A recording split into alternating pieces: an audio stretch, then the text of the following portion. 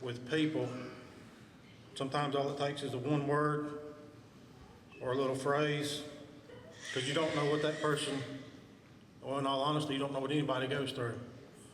Everybody thinks they have it so bad and that their situation is uncomparable to others.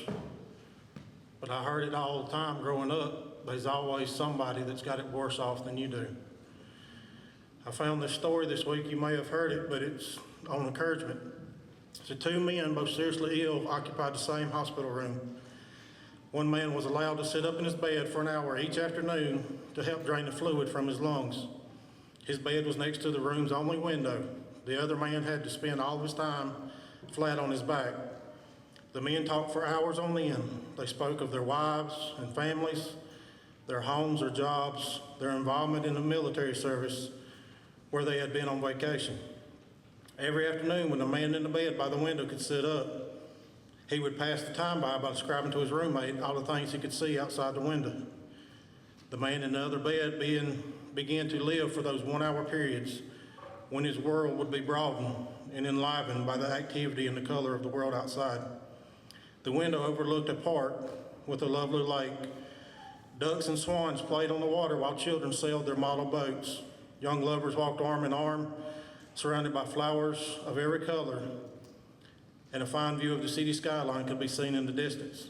As the man by the window described all this, the man on the other side of the room would close his eyes and imagine the scene. One warm afternoon, the man by the window described a parade passing by.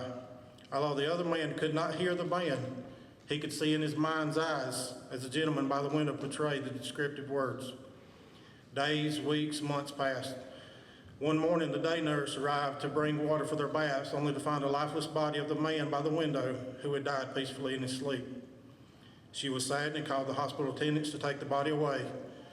As soon as it seemed appropriate, the man asked if he could be moved next to the window. The nurse was happy to make the switch, and after making sure he was comfortable, she left him alone. Slowly, painfully, he propped himself up on an elbow to take his first look at the real world outside. He strained and slowly turned to look out the window beside the bed. He faced a blank wall.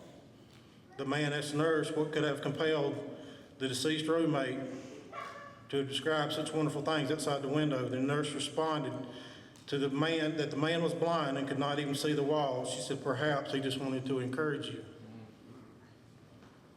Those of you that do it, you know who you are. I ain't gonna say nothing, but I have people come to me every week, most time after Sunday school, and tell me they appreciate my devotion.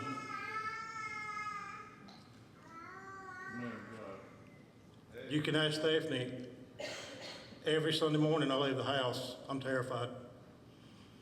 Y'all don't scare me because you don't scare me, but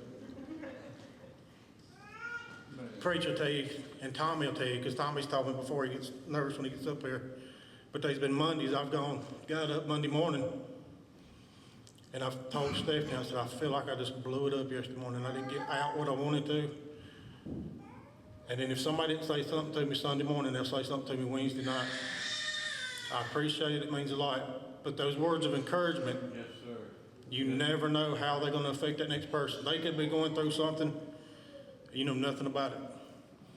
And they ain't going to say nothing about it, but you say one little thing to them, it'll make them happy to lift them up. So I challenge you. I try to do it at work sometimes because there's me and one other guy out of 50 guys at our building that go to church. And I'm done with my devotions, but I ask you this, I ask you to pray for me. Amen. We was listening to a song this morning. Austin made everybody that went to camp a CD. And they got talking about this morning, CT was on it. He talked about how those same people that make fun of you now, if they make it to heaven, they're going to be standing right beside you, singing, shouting, hollering. But I've got 4 or 5 of them, they come to me every so often. They say, I know you go to church. I know you know how to pray. Would you pray for me about this? Yes, sir. Yes. I'm scared to death I'm going to say the wrong thing to them. But if y'all would just remember to encourage somebody this week, it would go a long way. Brother Dan, you pray for us.